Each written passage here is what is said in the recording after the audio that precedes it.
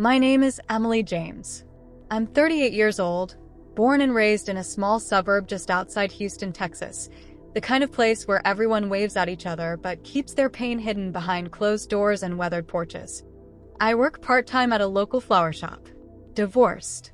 One daughter, Madison, who's 11 and lives with her dad most weekends. Nothing extraordinary about me. Nothing until the flood came. They said the storms would be heavy that week, but no one could have predicted what happened on May 15th. I remember waking up to a strange silence, the kind that doesn't belong in Texas, not in the middle of spring. No birds, no cars, just a low humming pressure in the air. I looked out the window and the street was already a river, swallowing mailboxes and tires. It had risen overnight like a thief, quietly, efficiently. It felt intentional. By noon, the water was knee-deep in my living room. The power had gone out, and cell towers were jammed. I tried to pack a bag, but every time I turned around, the water had taken more.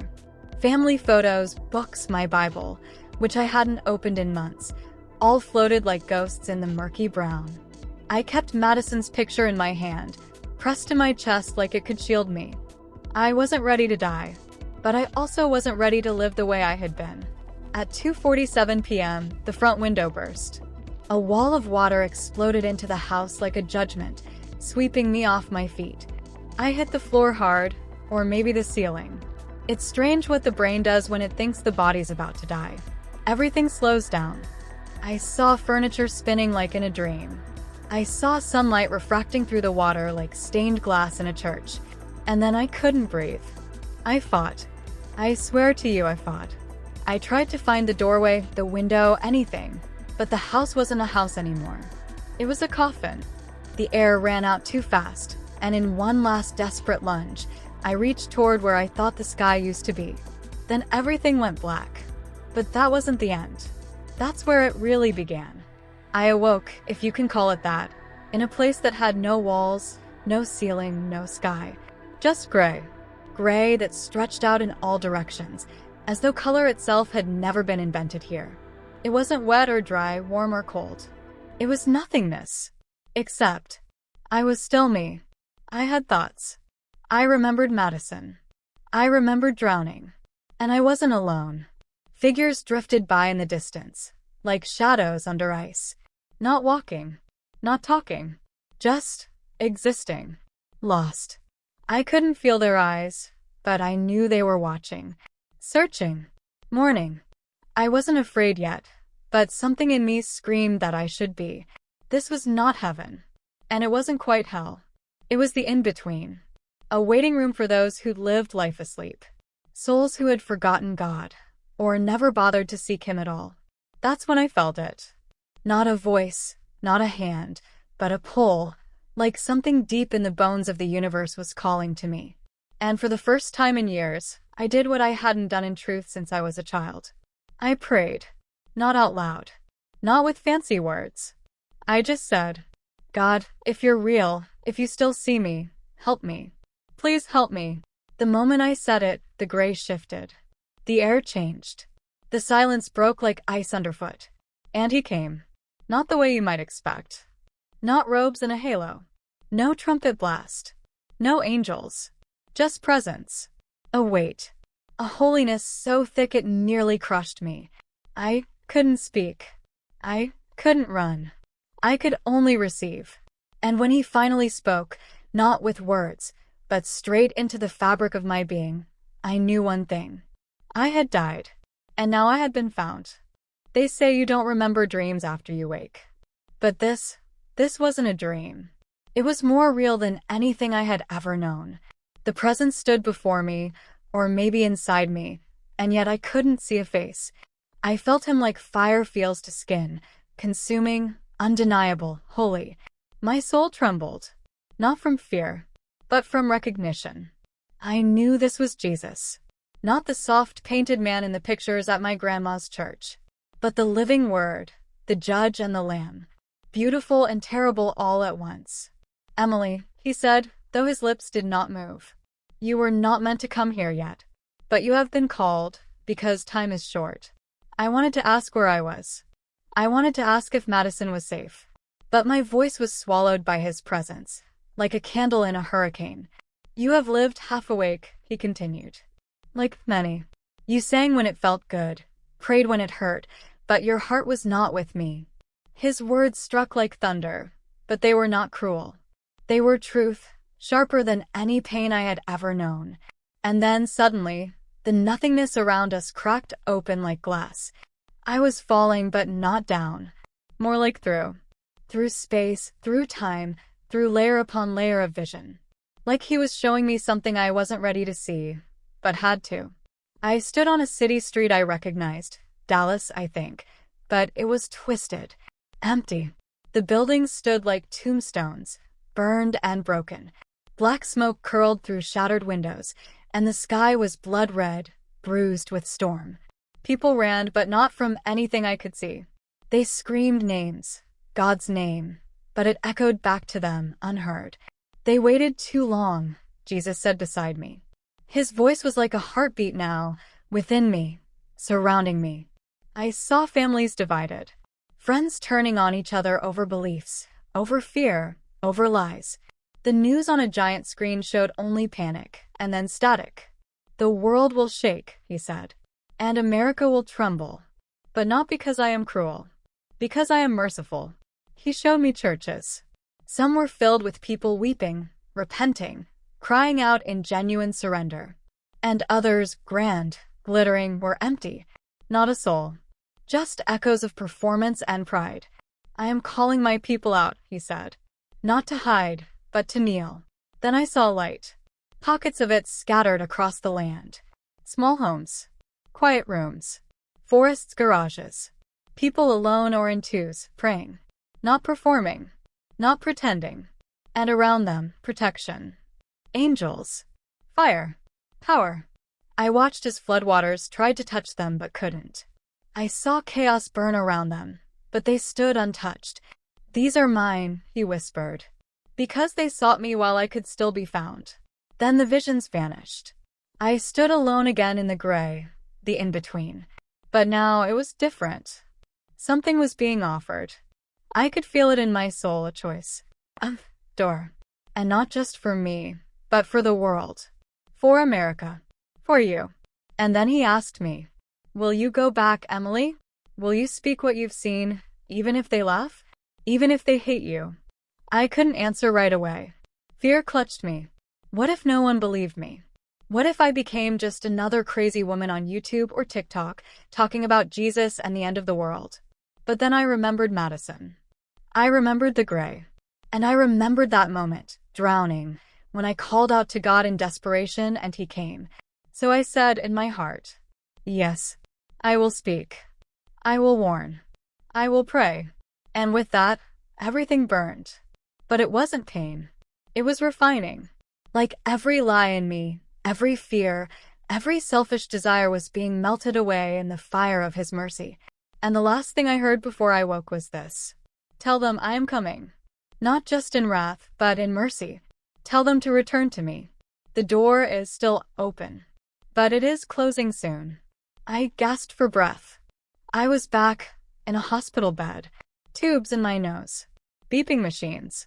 Nurses shouting. A doctor said I'd been gone for 7 minutes. No heartbeat. No oxygen.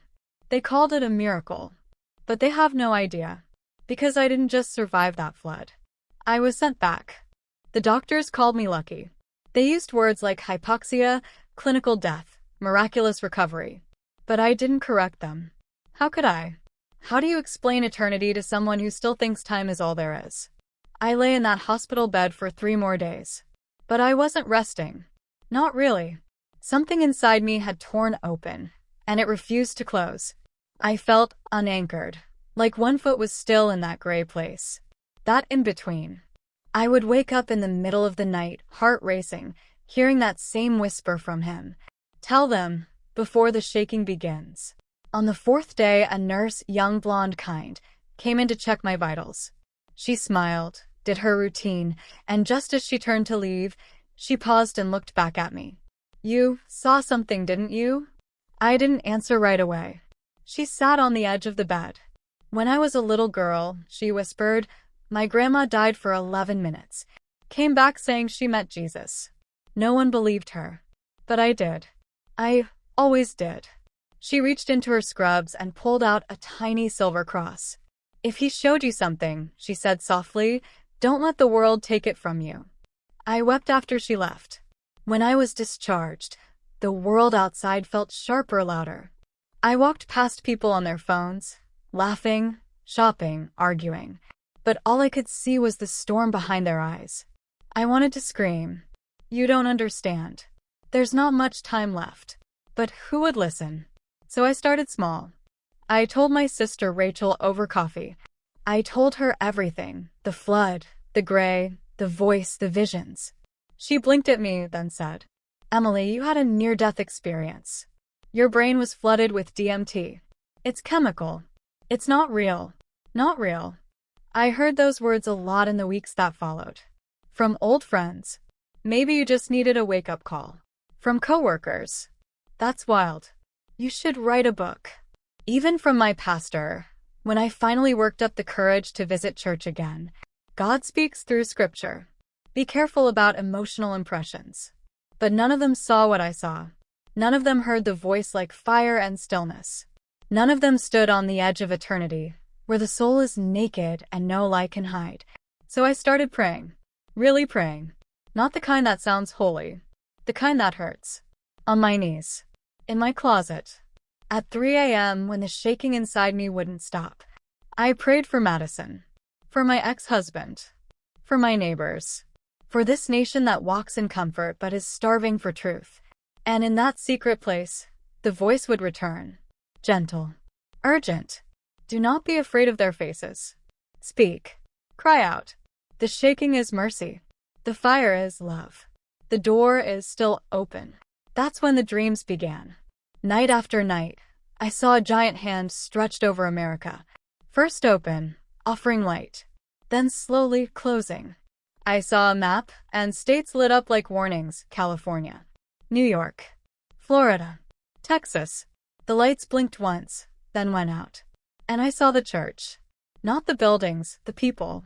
Some were asleep in beds of gold. Others were burning, praying, standing in the fire without being consumed.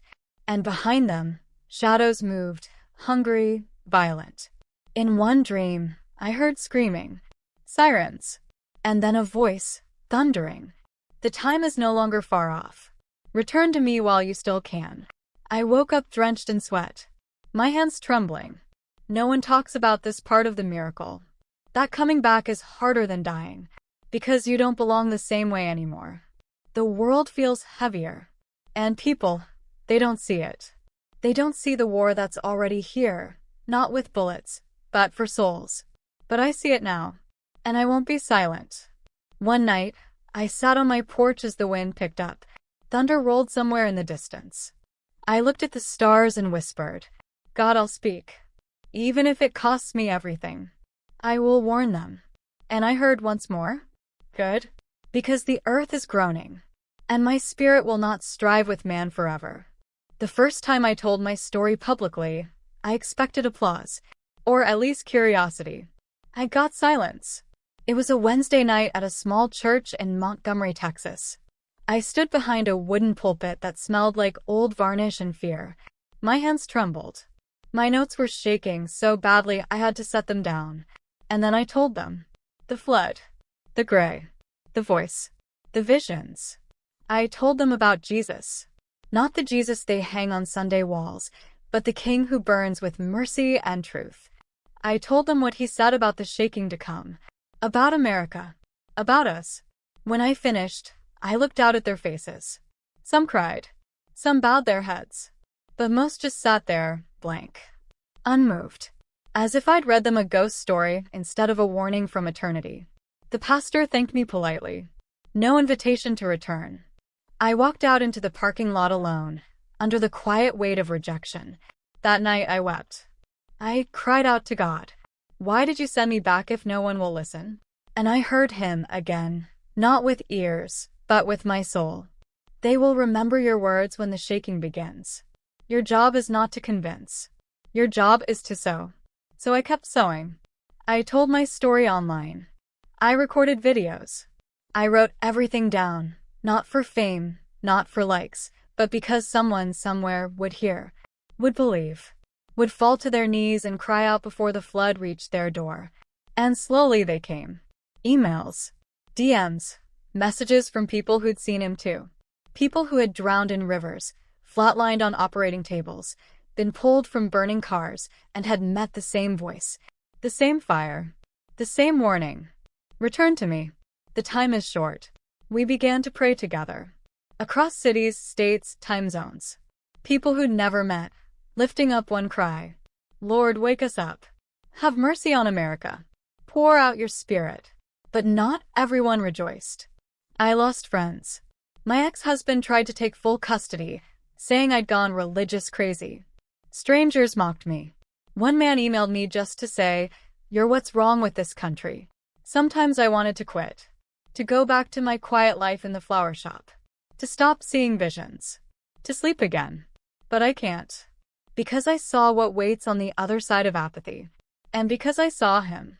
It's July now. Just over 2 months since the flood. Every night I still pray like it's my last. Sometimes it's still hard. Sometimes God is quiet. But I keep going. Not because I'm strong, but because I know now, He is the only safe place. Not the government. Not your job. Not your money. Not your house on the hill. When the shaking comes, and it will, only those who kneel now will stand then. I don't tell you this to scare you. I tell you this because I love you. Because Jesus is real. The kingdom is real. And the time to choose is now. I am just a woman from Texas who drowned and came back. But I came back for you. To tell you this. Call on Him. Seek Him in the secret place. Let go of the world and turn to the only one who can save. The door is still open. But not for long. Seek the Lord while He may be found. Call upon Him while He is near. Isaiah 55 verse 6.